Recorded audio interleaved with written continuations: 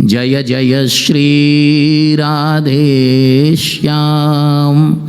नमः पार्वती पते हर हर महादेव। श्रीरामः शरणं समस्तजगतां रामं विना का गति।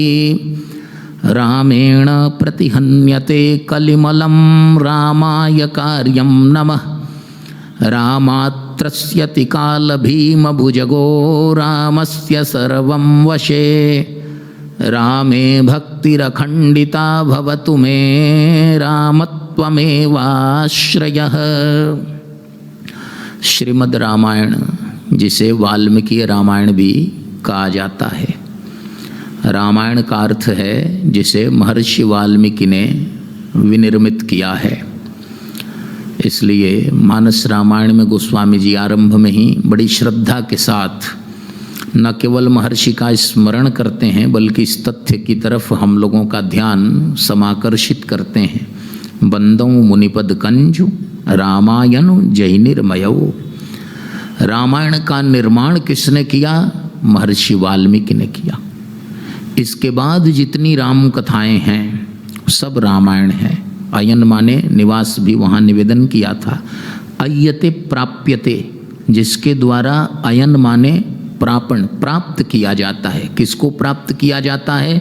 श्री राम भद्र को, परात्पर पर ब्रह्म परमात्मा को प्राप्त करने के जो साधन हैं उसी का नाम रामायण है। लेकिन रामायण शब्द से सीधे सीधे वाल्मीकि रामायण का ही बोध होता है। इसलिए नाना पुराण निगमागम सम्मतम यद रामायणे निगदितम, जो नाना पुराण निगमागम सम्मत है वो कहाँ कहा गया? रामायण में। रामायणे निगदितम, श्रीमद् रामायण में। ये नहीं कि गोस्वामी जी कहते हैं कि रामायणे निगदितम निःशेषेण गदितम कथितम, रामायण में ही कहा गया। तो फिर महाराज आपने क्या किया? कहा उसमें से मैंने थोड़ा सा निकाला। भाषा निबद्ध मति मंजुल मातनोती, क्या निकाला? कहा उसमें से भगवान की कथा को निकाल लिया, रघुनाथ गाथा। इसका मतलब यह बड़ा विशद है। इसमें से उतना बहुत थोड़ा निकाला तो उतना हो गया, ज़्यादा निकाल लेते तो क्या होता? तो ये रामायण है। रामायण शतकोटि प्रविस्तरम चरितम रघुनाथस्य शतकोटि प्रविस्तरम एकैकम अक्षरम पुंसाम महापातक नाशनम। करोड़ों करोड़, इससे भी बात नहीं बनी तो शतकोटि प्रविस्तरम, हजारों करोड़, सैकड़ों करोड़, लाखों करोड़ में यह प्रविस्तरम प्रकृष्टेन विस्तरम विस्तृतम चरित्र फैला हुआ है। कहीं हम जाएं तो राम और रामायण के बिना इस सृष्टि की कल्पना नहीं हो सकती। अब आइए इस विषय पर। श्री राम शरणम समस्त जगताम, एक ही श्लोक में समस्त विभक्तियों का प्रयोग है। श्री राम रक्षा स्तोत्र में भी है। अंत में रामो राजमणि सदा विजयते रामम रमेशम भजे, यहाँ से शुरू करके और उसी तरह यहाँ भी प्रथमा द्वितीया तृतीया, मतलब क्या हुआ है? तो ये मंगलाचरण है तो स्तुति, लेकिन कितनी मार्मिक स्तुति है। जो ज्ञान विज्ञान इसमें है वो तो है ही है। पहली बात ये है कि संसार के जितने व्यापार हैं, जितने कार्य हैं, वे सारे कार्य किससे जुड़े हैं? राम से। एक राम शब्द का ही समस्त विभक्तियों में प्रयोग है, कर्ता से लेकर संबोधन तक। रामत्वमेवाश्रयः, हे राम हम आपके ही एकमात्र आश्रय में हैं, आप ही हमारी एकमात्र शरण हैं। संबोधन करते हुए शरणागति होती है और कर्ता से शुरू है, प्रथमा विभक्ति है। श्री रामः शरणम, शरण से ही शुरुआत है। श्री राम कौन है? समस्त जगताम, संपूर्ण जगत की शरण है। उनके अतिरिक्त यदि जगत समझता है कि हम किसी और की शरण में हैं तो यह उसकी भूल है, भारी भ्रम है। इसलिए आरंभ किया शरण से और अंत किया आश्रय से। राम के अतिरिक्त कोई आश्रय नहीं, कोई आश्रय दाता नहीं। और संपूर्ण जगत, संपूर्ण संसार जिसकी शरण में रहता है या जिसकी शरण में रहने के लिए बाध्य है, उसी का नाम राम है। श्री हनुमान जी महाराज ने लंका में रावण से कहा कि तुमको राम को भजन करने का आदेश दिया। मोह मूल बहुशूल प्रद त्याग हूँ तम अभिमान भजहूँ राम रघुनायक कृपा सिंधु भगवान। रावण थोड़ा बिगड़ गया, बिगड़ने की बात भी थी, अलग अलग दोनों के स्केल थे, तो उसमें तो सम तो मिलेगा नहीं। उसने कहा कि मिला हम ही कपि गुरु बड़ ज्ञानी। अब आज तक कोई और ज्ञानी तो हमारे सामने आया नहीं, और गुरु बनने की किसी ने आज तक साहस दिखाई नहीं। और तुम जो है वानर, अब वानर मेरा गुरु बनेगा, क्योंकि उसको ये अनुभव था कि मैं सबसे बड़ा विद्वान हूँ, और इसलिए जिस रास्ते पर मैं चल रहा हूँ। बहुत लोग कहते हैं, एक सज्जन मेरे काफ़ी करीबी मित्र हैं, तो उन्होंने अपने पिताजी या किसी रिश्तेदार की प्रशंसा में कहा कि पूज्य शंकराचार्य जी को भी जब आवश्यकता पड़ती थी तो वो उस सिद्धांत को मंडित कर देते थे, इतने बड़े वैयाकरण थे। तो हमने कहा कि ठीक है, लेकिन पूज्य शंकराचार्य जी को आवश्यकता तो पड़ती ही नहीं है, और मान लीजिए पड़ी भी होगी तो आप इसका प्रचार मत कीजिए, ये प्रशंसा नहीं है। जो सिद्धांत हमको मंडित करना है अपने विद्या के बल पर मंडित कर दिए, ये अपसिद्धांत है। इसलिए कि जो सही होगा, शास्त्र सम्मत होगा, उसको मंडित करने के लिए विशेष प्रयत्न की आवश्यकता नहीं है। लेकिन जो सिद्धांत ही नहीं है, उसको हमने विद्या के बल पर तोड़ मरोड़ कर और विधियों से, तो रावण के पास जितनी चीज़ें सामने दिख गईं, उसको किसी न किसी ढंग से वो मंडित कर देता था। श्री हनुमान जी महाराज ने कहा कि अभी तक तुमने जो कुछ किया ये मोह का मूल है, मोह की जड़ तुमने अपने यहाँ लंका में रोप ली है, और इसका फल क्या होगा? कहा बहुशूल प्रद, इससे शूल तुम्हें ही मिलेगा। ये नहीं कि इस मोह से शूल हमको मिलेगी, शूल पीड़ा तुमको मिलेगी। तो मोह मूल बहुशूल प्रद त्याग हूँ तम अभिमान। विद्या का भी अभिमान होना तो खराब ही है, और विद्या आएगी, इसलिए विद्या और बुद्धि दोनों चीज़ें शास्त्र में बताई गई हैं। विद्या का अभिमान हो तो और गड़बड़ हो जाता है, अविद्या का सेवन होने लगा। श्री हनुमान जी महाराज ने उसको कितना सुंदर उपदेश दिया। वहाँ चर्चा चल रही थी कि क्या करना चाहिए। श्री हनुमान जी महाराज कहते हैं, भजहूँ राम रघुनायक कृपा सिंधु भगवान। भगवान का भजन करो, संसार में और कोई काम नहीं है, भगवान के भजन के अतिरिक्त कोई काम नहीं है। क्यों भगवान का भजन करो? रावण को श्री हनुमान जी महाराज कह रहे हैं, श्री राम शरणम समस्त जगताम।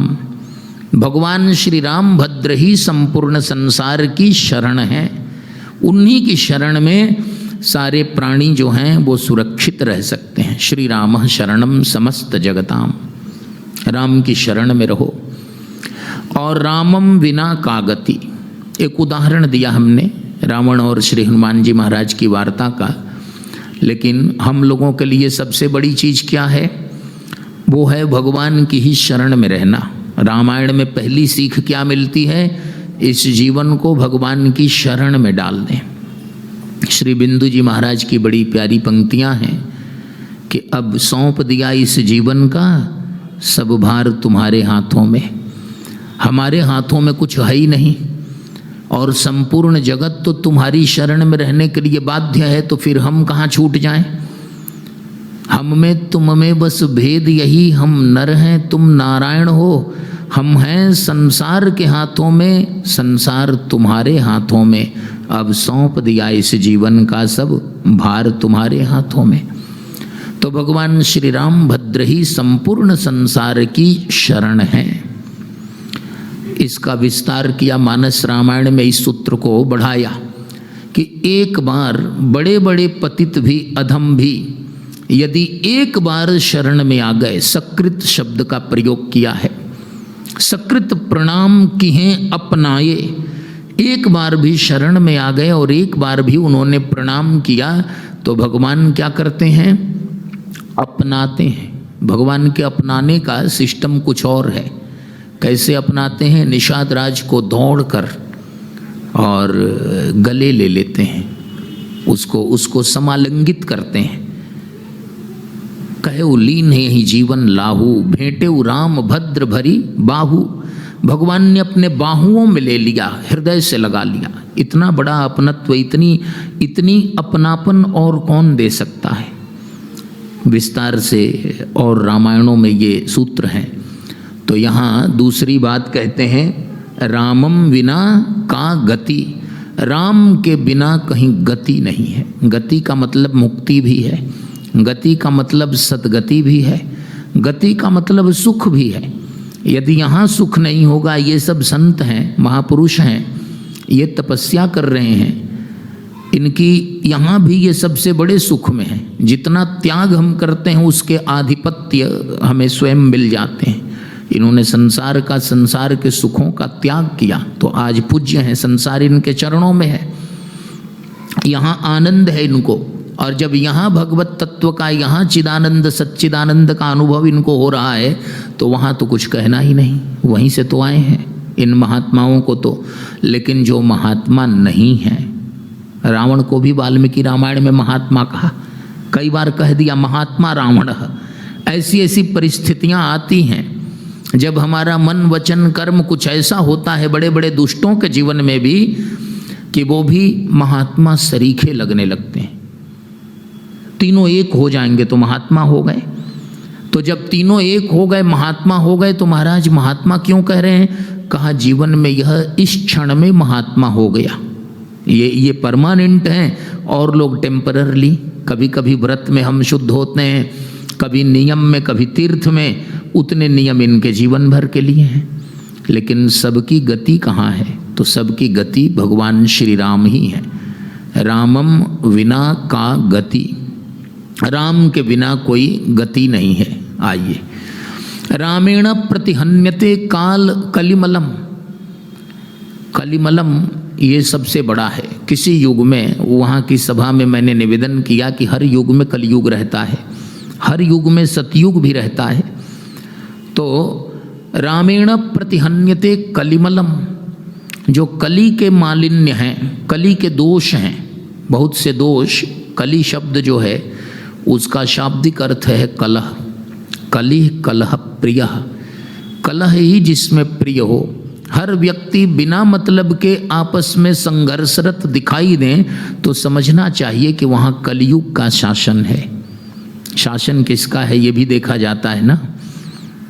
और जहाँ हर व्यक्ति अपने आप प्रेम पूर्ण व्यवहार कर रहे हैं, सौहार्दपूर्ण जीवन व्यतीत कर रहे हैं, वहाँ समझना चाहिए कि कलयुग का प्रवेश नहीं है। कली का शासन कैसा है? तो मलम शब्द का प्रयोग, मैल है। सारी विकृतियाँ जो हैं वही कली है, इसलिए कली कलह है। कली का दूसरा अर्थ कहा है पूर्वाचार्यों ने, वो अच्छा अर्थ है यहाँ तो, इसलिए शास्त्रकार कली मलम शब्द का प्रयोग करते हैं। कली के मलों को राम के द्वारा ही उनका प्रतिहनन, उनका परिमार्जन होता है। राम के बिना कलिकाल के दोष समाप्त नहीं हो सकते। और कली का दूसरा अर्थ क्या है? क माने भगवान, ली माने उनका नाम। जिस युग में भगवान के नाम की ही प्रधानता हो उस युग का नाम है कली। और जिस युग में विकृतियों की ही प्रधानता हो उसका नाम है कली। अब विकृतियां ज़्यादा आ जाती हैं, विकृतियां ज़्यादा फैलती हैं, विकृतियां ज़्यादा अपील करती हैं। जितनी विकृतियां हैं ना वो हमको खींचती हैं। संस्कृति में लोग कहते हैं, आपने बहुत विस्तार से कहा, बड़ा सुंदर लगा। लोग कहते हैं कि अरे अब क्या लगा है, इतने नियम में मत रहो, ये संतों की चीज़ है, तुम थोड़े कंप्रोमाइज करके चलो। इसका मतलब विकृतियों को आने दो, यही तो हुआ। और विकृतियां थोड़ी सी आती हैं तो उसके बाद फिर उनको रोकना मुश्किल है। जैसे नाव में थोड़ा पानी आने लगे तो पूरी नाव डूब जाएगी, उसी तरह विकृति का प्रवेश मात्र हुआ। हमारे शास्त्रों में, पुराणों में इस पर सविस्तर चर्चा है। यदि विकृतियों का प्रवेश हुआ तो फिर नाव का डूबना तय है। तो ये नाव बचेगी कैसे, ये विकृतियां दूर कैसे होंगी? कहा रामेण प्रतिहन्यते कलिमलम, रामाय कार्यम नमः। राम के द्वारा ही ये समस्त कलिमल, कली कल्मश जितनी विकृतियां हैं, विशेषकर युग की विकृतियां, ये सब के सब राम के द्वारा ही इनका परिमार्जन हो जाता है। और इसलिए अब चतुर्थी विभक्ति में कहते हैं रामाय कार्यम नमः। यहाँ कार्यम रामाय नमः नहीं कहा, कार्यम कहा, कार्यम कर्तव्यम। हमारे जीवन का सबसे बड़ा कार्य क्या है? कहा राम को नमः माने प्रणाम करना। महाराज राम को प्रणाम करना क्यों? कहा संसार में कभी कभी लगता है कि इनकी शरण में रहें तो ठीक है, कभी लगता है इनके साथ रहें तो ठीक है, कभी लगता है इनको प्रणाम करें तो ठीक है, इनसे संबंध बढ़ाएं तो ठीक है, लेकिन अंत में ये सारे संबंध जो हैं हमारे बढ़ाने के नहीं डुबाने के साधन हो जाते हैं। तो फिर कहा संसार के लोगों, संसार में एक ही कार्य है। बहुत लोग कहते हैं कि हम बड़े काम में हैं, बहुत लोग कहते हैं कि बहुत कार्य है, ऐसा भी है। एक महात्मा ने पूछा एक सज्जन से कि आप कहाँ हैं, दिख नहीं रहे हैं। उन्होंने कहा महाराज इस समय ज़्यादा बिजी हैं। बिजी कहा तो महात्मा ने पूछा कि आपका बिजनेस क्या है? बिजी तो बिजनेस होगी तब तो होंगे। तो उन्होंने कहा कि बिजनेस नहीं है फिर भी बिजी हूँ। बिजी विदाउट बिजनेस है ना, कोई काम नहीं है लेकिन व्यस्तता बहुत ज़्यादा है। फिर संसार में काम कितने हैं? जिस किसी से कहिए कि 5 मिनट सत्संग में बैठिए तो कहेगा कि बहुत अर्जेंसी है, घर में इतना बड़ा काम है। मानस रामायण का बालकांड, गृह कारज नाना जंजाला। और इसमें आने में, इस नदी के तट पर आने में वो क्या है? कहा ते अति दुर्गम शैल विशाला। बड़े बड़े पर्वत हैं। वो कैसे पर्वत हैं? विशाल हैं। उनका लंघन करके, उनको लांघ कर पार करके यहाँ तक पहुँचना बड़ा दुर्गम है। इसलिए ते अति दुर्गम शैल विशाला, यहीं अति लगा दिया। अति तो अति ही है, मुश्किल है इनको लांघना। संत ने पूछा कि आप सत्संग में नहीं दिख रहे हैं, 5 मिनट बैठिए। कहा महाराज सांस लेने की फुर्सत नहीं है। बहुत लोग तो कहते हैं मरने की फुर्सत नहीं है, जैसे मरना उनके हाथ में हो, फुर्सत हो तो वो मर जाएं। लेकिन मरना और जीना अपने हमारे हाथ में नहीं है। तो कहते हैं अभी सांस लेने की फुर्सत नहीं है। जा कहाँ रहे हैं? कहा काम से जा रहे हैं। कितना काम करते हैं आप? कहा मत पूछिए, अभी फिर टाइम लग जाएगा, जाने दीजिए। जब मिले तब पूछा कहाँ जा रहे हैं, कहाँ जा रहे हैं, कहाँ जा रहे हैं? उन्होंने कहा काम से जा रहे हैं, काम से जा रहे हैं, काम से जा रहे हैं। दिखना जब उनका बंद हो गया तो संत ने गांव वालों से पूछा कि वो कहाँ गए? कहा महाराज गए काम से, अब किसी काम के नहीं है। मतलब क्या हुआ? रामायणकार कहते हैं रामाय कार्यम नमः। दुनिया का एक ही काम है, एक ही कर्तव्य है, एक ही उद्देश्य सार्थक है, जिस उद्देश्य से भगवान श्री रामभद्र को हम प्रणाम करते हैं। इसलिए दुनिया में उन्हीं को प्रणाम करना चाहिए। अब पंचमी विभक्ति में बोलते हैं रामात्रस्यति काल भीम भुजगो। काल जो है ये हमारे सामने, हमारे आपके सबके सामने सबसे बड़ा खतरा जो है वो क्या है? काल। आपने जिन खतरों की चर्चा की वो भी काल के ही कारण प्रकट है ना। तो काल जो है, और काल के बारे में प्रसिद्धि है, काल दंड गहि काहु न मारा, हरई धर्म बल बुद्धि विचारा। जब विचार की शक्ति हरण हो जाए तो समझना चाहिए कि काल ने पकड़ लिया है। बल बुद्धि धर्म समाप्त हो जाए तो समझना चाहिए कि काल ने ग्रस लिया है। काल के ये लक्षण हैं। अब बहुत लोगों पर ये सारे लक्षण लक्षित होते हैं, लेकिन फिर भी वे सावधान नहीं होते। क्यों सावधान नहीं होते? क्योंकि हरई धर्म बल बुद्धि विचारा। बल बुद्धि धर्म और विचार सब शक्ति जब समाप्त हो गई है तो वो देखेंगे कहाँ से कि उनको काल ने पकड़ा है कि काल को उन्होंने पकड़ा है। समझना मुश्किल है। तो काल क्या है? कहा काल भीम भुजगः। भुजग माने सर्प। सर्प डंस भी लेता है, सर्प बिछावन में छिपा रहता है। हमारे यहाँ मुहावरा है आस्तीन के सांप। आस्तीन में छिपा हुआ है, पता नहीं है, उसने उसी में काम कर लिया। तो ये मुहावरा है। इसका मतलब सांप कितना धोखा दे सकता है। वो सांप क्या है? अच्छा, और युगों में एक अपवाद होता है, बीच में कुछ दुर्घटनाएं हो गई, ये और युगों में अपवाद है, अदरवाइज वहाँ एज जो है वो गारंटीड है। कलयुग में किसी की गारंटी नहीं है। कलयुग में दीर्घायु होना ही अपवाद हो गया है। लिखा है इसी अध्याय में आगे, कलयुग में कौन कब चला जाएगा, किसको आस्तीन का सांप बनकर काल डस लेगा, ग्रस लेगा, बड़ा मुश्किल है। तो फिर उसको कंट्रोल कैसे किया जाए? सही का सांप हो तो महाभारत में, भागवत में, पुराणों में आस्तिक महर्षि का नाम बताया है। आस्तिक त में दीर्घ है, उनका नाम लेने से और जन्मेजय के यज्ञ की चर्चा करने से, मंत्र हैं 3, ये सर्प हट जाते हैं। लेकिन ये सर्प बड़ा विकट है, ये उससे बड़ा है। वो तो एक बार नसता है, ये बार बार नसता है, रोज नसता है।